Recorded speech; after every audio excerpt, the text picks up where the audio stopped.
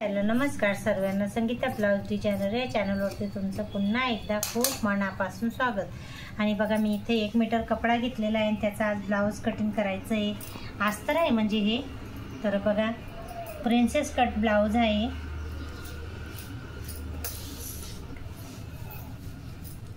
आणि 4 फोल्ड करून घेते इथं।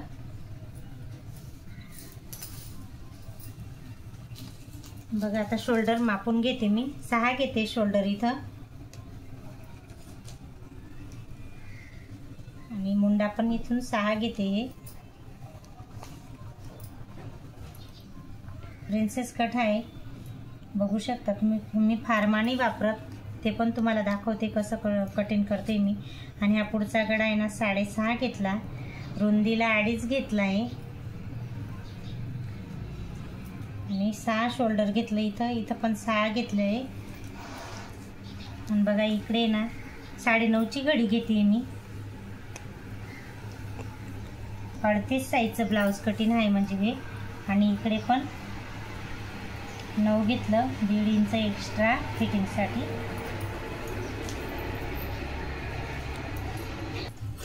बघा इथं आता कट करून घेते। एकदम 5-7 मिनिटांमध्ये ब्लाउज कटिंग होते, टाइम नाही लागत जास्त कटिंग करायला। व्यवस्थित आपण जर ड्रॉ करून घेतला ना तर कटिंग पण छान होते आणि स्टिचिंग पण छान होते। बघा आता हा पुढचा भाग मी घेते, फ्रंट पार्ट, आणि हा आपण थोडासा कट करून घेऊ। बघू शकता तुम्ही। आणि हा मधोमध कापून घेऊ, 2 भाग करायचे आपल्याला। आणि इथून ना आता प्रिन्सेस कटचं माप घ्यायचं आहे। बघा 3 घेतलं इथून, हे पण 3 घेतलं। आणि या वरचा पॉईंट आहे ना 10.5 वरती येऊ द्यायचा आहे, ते इथं येतं आहे 10.5। आणि इथून 2 इंच अजून परत इथून 2 इंच घ्यायचं आहे, 2। आणि इथून ही सीधी लाईन ड्रॉ करून घ्यायची 1.5 इंच। आणि बघा आता हे ना इथून असं याला भीड पोचवायचं आहे, तुम्हाला मी दाखवतेच।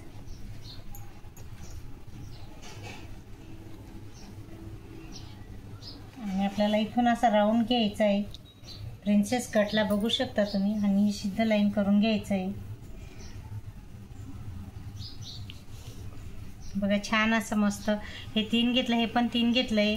आणि इथं आहे ना मधोमध एक स्टिचिंग करायच्या टायमाला 2-2.25 अंतरवरती एक टक्स टाकून घ्यायचा आहे।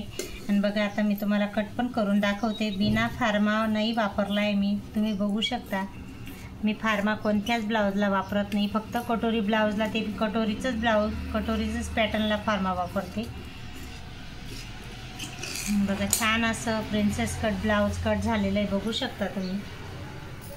9.5चं घडीचं पॅटर्न आहे, म्हणजे 38 साईजचं ब्लाउज कटिंग आहे। आणि बघा आता हे फ्रंट पार्ट एकदम रेडी झालेला आहे। आणि आता हा बॅक साईड पार्ट घेते। आणि इथं आहे ना 3.5 पार्ट घ्यायची आहे। आणि मटका गळा घ्यायचा आहे, बघू शकता, तुम्हाला माप घेऊन दाखवते। हे 3 आहे, याचं अंतर 4 वरती उतरायचं आहे। हे 4 वरती राऊंड येऊन द्यायचं आहे। आणि हे 1.5 इंच घ्यायचं इथून,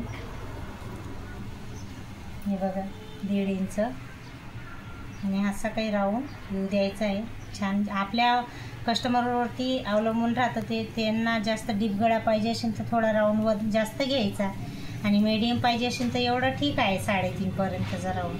बघू शकता तुम्ही, छान असा मटका गळा तयार झालेला आहे। आणि हा टक्स एक घेऊन घ्यायचा आहे 4 इंच वरती, बॅक साईड आहे। बघा छान असं मी मटका गळा कट करून दाखवते तुम्हाला ब्लाउजचा। साध्या सरळ सोप्या पद्धतीने मी तुम्हाला ब्लाउज कटिंग दाखवते। मला जेवढं मी येतं, म्हणजे जेवढी मी स्टिचिंग करते, कटिंग करते, त्याच्यावरनं माझे ब्लाउज एकदम परफेक्ट येतात।